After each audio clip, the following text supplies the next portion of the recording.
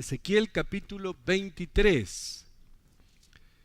Y Ezequiel aquí continúa su discusión en cuanto a las razones del juicio de Dios sobre la nación, usando otra alegoría, algo similar. Compara a los reinos del norte y del sur con dos hermanas que se entregan a la prostitución. Así que en Ezequiel capítulo 23 versículo 1 dice: vino a mí palabra de Jehová diciendo, o sea, vino a Ezequiel palabra de Dios diciendo: hijo de hombre, hubo dos mujeres, hijas de una madre. Bueno, la madre de las dos hijas era la nación hebrea Israel.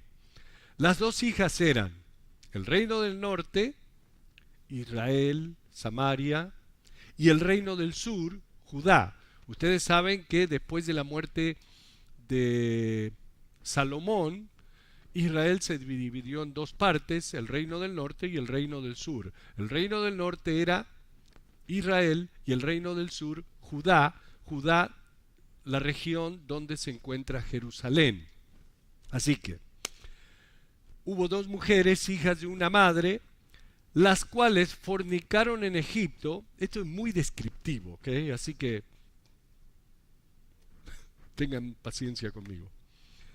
Las cuales fornicaron en Egipto, en su juventud fornicaron, allí fueron apretados sus pechos, allí fueron estrujados sus pechos virginales. Bueno, aquí se refiere a esos años de formación de la nación de hebrea en Egipto, en su juventud. Bueno, allí, mientras que estaban en Egipto, recuerdan, cautivos por 400 y pico de años, comenzaron a practicar la prostitución política y espiritual, adoptando las costumbres del mundo, las costumbres de Egipto, por supuesto, adorar ídolos y a confiar en lo pagano en vez de confiar en el poder de Dios. O sea, comenzaron a hacer la vida de los egipcios. Imagínense 400 años ahí. Versículo 4. Y se llamaban la mayor Ahola y su hermana Aholiba, las cuales llegaron a ser mías y dieron a luz hijos e hijas, y se llamaron Samaria Ahola y Jerusalén Aholiba. Y ahora cometió fornicación aún estando en mi, y Ahola cometió fornicación aún estando en mi poder, y se enamoró de sus amantes los asirios, vecinos suyos, vestidos de púrpura, gobernadores y capitanes jóvenes, codiciables todos ellos, jinetes que iban a caballo. Ok, la palabra Ahola significa su propio tabernáculo y se refiere al reino del norte, y incluyendo también a Samaria, quien fue seducida por los elegantes galanes asirios a apartarse de Dios, con sus hermosas ropas, como dice aquí, y con mucho poder. El pueblo de Dios, los judíos, ellos codiciaban juventud, fuerza, poder, riqueza, placer. Y me puse a pensar, es interesante porque son las mismas cualidades que la gente hoy en día piensa que le traen felicidad. O sea, poder, buen cuerpo, la ropa, todas esas cosas que la juventud, todas esas cosas que la gente hoy anhela hoy en día. Se hacen grandes operaciones, se quitan, se agregan, buscando la belleza, ¿no? Pero ¿saben una cosa? Esos encantadores asirios apartaron a Israel de Dios. O sea, muchas veces nosotros anhelamos cosas que después nos alejan de Dios, como por ejemplo el dinero. Cuando somos pobres, todos rogamos y pedimos y vamos a la iglesia y estamos en oración pidiendo más dinero y poder y qué sé yo, y cuando lo recibimos después te volví a ver, Diosito mío. Y se prostituyó con ellos, versículo 7, con todos los más escogidos de los hijos de los asirios y con todos aquellos de quienes se enamoró, se contaminó con todos los ídolos de ellos y no dejó sus fornicaciones de Egipto, porque con ellas se echaron en su juventud, y ellos comprimieron sus pechos virginales y derramaron sobre ella su fornicación, por lo cual la entregué en mano de sus amantes, en mano de los hijos de los asirios, de quienes se había enamorado. Ellos descubrieron su desnudez, tomaron sus hijos y sus hijas, y a ella mataron a espada, y vino a ser famosa entre las mujeres, pues en ella hicieron escarmiento. Y lo vio su hermana Aholiba, y enloqueció de lujuria más que ella. O sea, no le sirvió lo que habían visto de Israel, que habían sido tomados, cautivos, años antes. No, ellas se enloquecieron más, dice, de lujuria más que ella, y su fornicación fueron más que las fornicaciones de su hermana. Ahora, Aholiba, como dice aquí, es Judá y significa mi tabernáculo en ella. Y lo que nos muestra aquí es que Aholiba fue peor que Ahola, debido a que no aprendió del juicio de su hermana, sino que continuó codiciando a los asirios y a los babilonios, y por lo tanto también recibió su juicio. Ahora, de la misma manera que en que Aholiba fue privilegiada, y lo debió haber sabido, porque tenían el privilegio de ser la nación de Dios, hijos de Dios. Vea a Israel, a su hermana, que cómo se dio al pecado y a la fornicación espiritual, y cómo pagó las consecuencias, y ellos cometen el mismo error.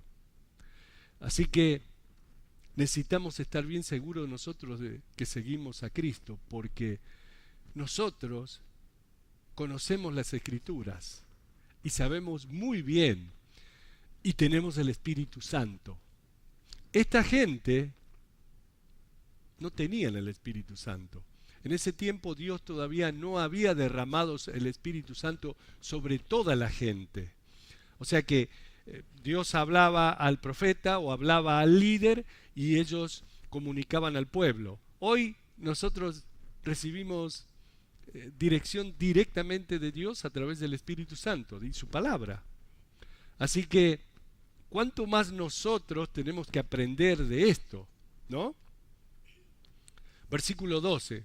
Se enamoró de los hijos de los asirios, sus vecinos, gobernadores y capitanes, vestidos de ropas y armas excelentes, jinetes que iban a caballos, todos ellos jóvenes codiciables. Y vi que se había contaminado un mismo camino, era el de ambas, y aumentó sus fornicaciones, pues cuando vio a hombres pintados en la pared, imágenes de caldeos, pintadas de color, ceñidos por sus lomos con talabartes, o sea, con fajas o cinturones, y tiaras de colores en sus cabezas, teniendo todos ellos apariencia de capitanes a la manera de los hombres de Babilonia, de Caldea, tierra de su nacimiento. Se enamoró de ellos a primera vista y le envió mensajeros a la ciudad a la tierra de los caldeos. O sea que Judá, la región de Judá, aumentó sus fornicaciones al comprometerse con lazos políticos e espirituales, primero con los asirios, sus vecinos, y luego con los caldeos.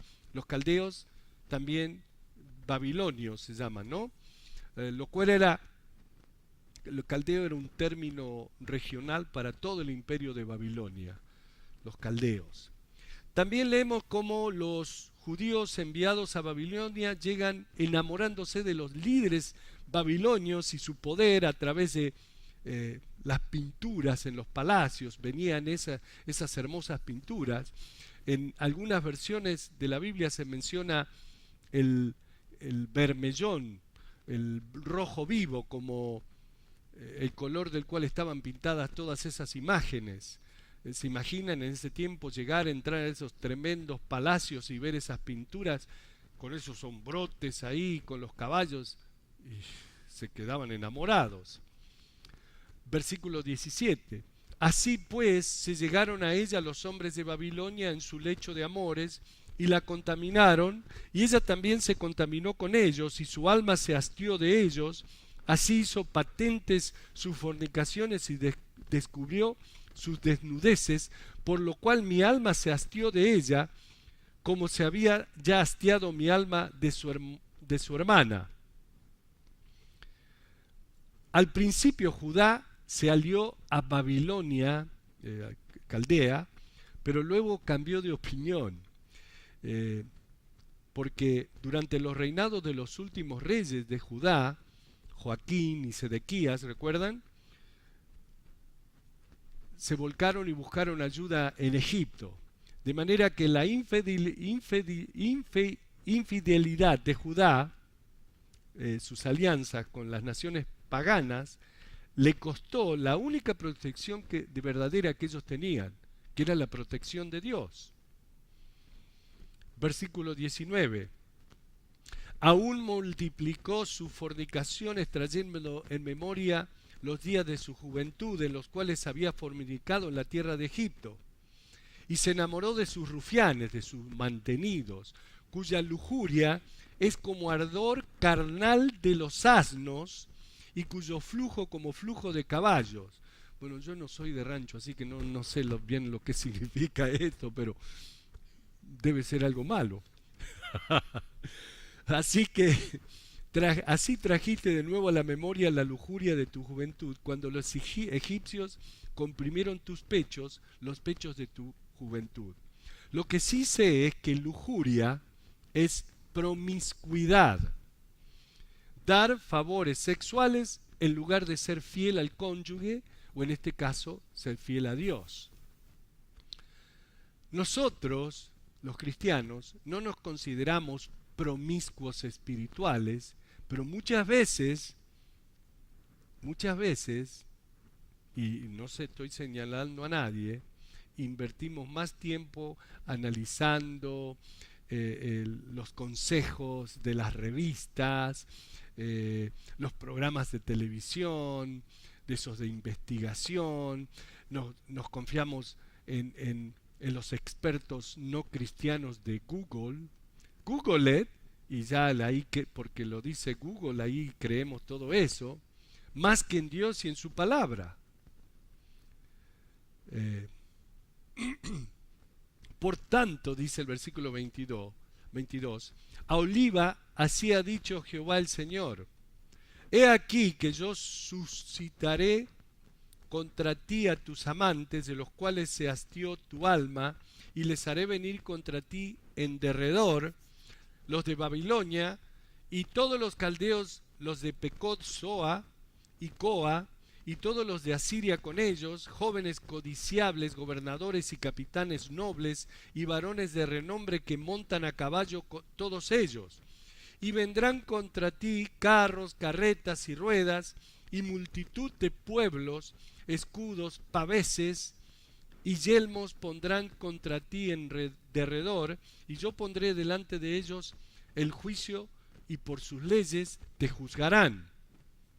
Y pondré mi celo contra ti, y procederán contigo con furor, te quitarán tu nariz y tus orejas, y lo que te quedare caerá a espada. Ellos tomarán a tus hijos y a tus hijas, y tu remanente será consumido por el fuego. Y te despojarán de tus vestidos, y te arrebatarán todos los adornos de tu hermosura. Y haré cesar de ti tu lujuria y tu fornicación de la tierra de Egipto, y no levantarás ya más a ellos tus ojos, ni nunca más te acordarás de Egipto. Bueno, Estos versículos predicen el último ataque sobre Jerusalén que destruiría la ciudad y traería a Babilonia a la tercera hora de cautivos. Eh, los babilonios fueron llevando, en tres partes fueron llevando los cautivos de Israel. El último fue en el 586 a.C. Ahora, Pekod, Zoa y Coa fueron aliados de Babilonia. En realidad eran vasallos primitivos de Babilonia que también se juntaban para atacar a Judá. El versículo 24 habla de escudos paveses. Los paveses eran unos escudos largos, rectangulares, y también habla de la nariz y las orejas. Bueno, un castigo antiguo, eso era un castigo antiguo por el adulterio. Era que te quitaban la nariz y las orejas si adulterabas, si cometías adulterio. Versículo 48. Porque así ha dicho Jehová el Señor: he aquí yo te entrego en mano de aquellos que aborreciste, en mano de aquellos de los cuales se hastió tu alma, los cuales procederán contigo con odio y tomarán todo el fruto de tu labor y te dejarán desnuda y descubierta, y se descubrirá la inmundicia de tus fornicaciones y tu lujuria y tu prostitución. Estas cosas harán contigo porque fornicaste en pos de las naciones con las cuales te contaminaste en sus ídolos. En el camino de tu hermana anduviste, yo pues pondré su cáliz en tu mano, te pondré su copa en tu mano. Así ha dicho Jehová el Señor: beberás el hondo y ancho cáliz de tu hermana, que es de gran capacidad. De ti se mofarán las naciones y te escarnecerán, se burlarán de ti.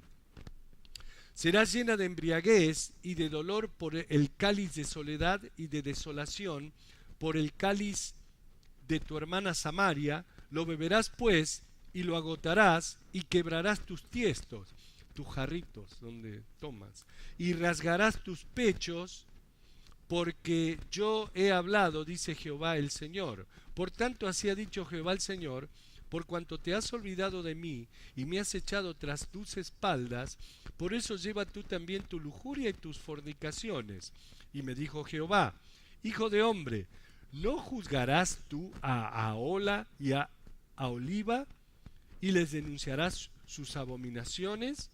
Porque han adulterado y hay sangre en sus manos, y han fornicado con sus ídolos, y aun a sus hijos que habían dado luz para mí hicieron pasar por el fuego, quemándolos.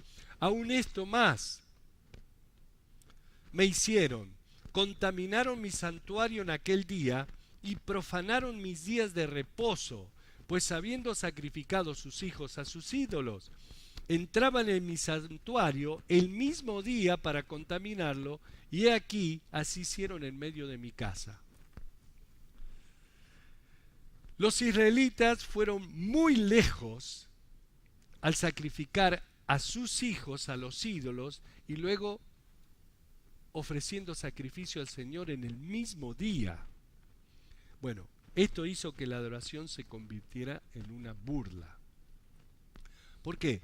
No podemos alabar a Dios y pecar voluntariamente al mismo tiempo. Eso sería como celebrar nuestro aniversario de bodas y luego ir a la cama con la vecina o el vecino. Ellos estaban matando a sus propios hijos en las fogatas de sus dioses, de Moloch y el dios Baal. Los arrojaban al fuego, pobrecitos, a los chicos, y luego iban al templo y adoraban a Dios. Y Dios le dijo: eso no lo puedo soportar, no lo puedo entender, eso es demasiado, no lo voy a permitir. Así que Dios habla del juicio que iba a venir sobre Jerusalén por esas cosas. Versículo 40. Además enviaron por hombres que viniesen de lejos, a los cuales había sido enviado mensajero, y aquí vinieron, y por amor de ellos te lavaste y pintaste tus ojos y te ataviaste con adornos. Parece que está describiendo lo que hace una muchacha cuando ve a un muchacho que está esperando que venga algún muchacho bien parecido, ¿no? Se pinta, se arregla, ¿no? Dice, además enviaron por hombres que viniesen de lejos y los cuales había sido enviado mensajero. Y era aquí vinieron por amor, de ellos te lavaste, pintaste tus ojos y te ataviaste con adornos y te sentaste sobre suntuoso estrado y fue preparada mesa delante de él y sobre ella pusiste mi incienso y mi aceite. Y se oyó en ella voz de compañía que se solazaba con ella y con los varones de la gente común fueron traídos los sabeos del desierto y pusieron pulseras en sus manos y bellas coronas sobre sus cabezas y dije respecto de la envejecida en adulterios, ¿todavía cometerán fornicaciones con ella y ella con ellos? Porque han vencido a ella como quien viene a mujer ramera. Así vinieron a Ahola y a Oliva, mujeres depravadas. Por tanto, hombres justos las juzgarán por la ley de las adúlteras y por la ley de las que derraman sangre, porque son adúlteras y sangre hay en sus manos. Y déjenme decirles, esto sí es alarmante, porque a esos que Dios usaría para juzgar a Samaria y a Jerusalén, sería Asiria y Babilonia, respectivamente. Bueno, aquí son llamados justos, Asiria y Babilonia. Obviamente no describe aquí las formas de vida de esta gente ante Dios, solo como que destaca su rol como instrumentos de justo juicio de Dios contra el pueblo. Pero noten que aquí Dios está usando a los enemigos de Israel para juzgarlos. Y dice, justos. Versículo 46. Por lo que así ha dicho Jehová el Señor, yo haré subir contra ellas tropas, las entregaré a turbación y a rapiña, y las turbas las apedrearán y las atravesarán con sus espadas, matarán a sus hijos y a sus hijas, y sus casas consumirán con fuego.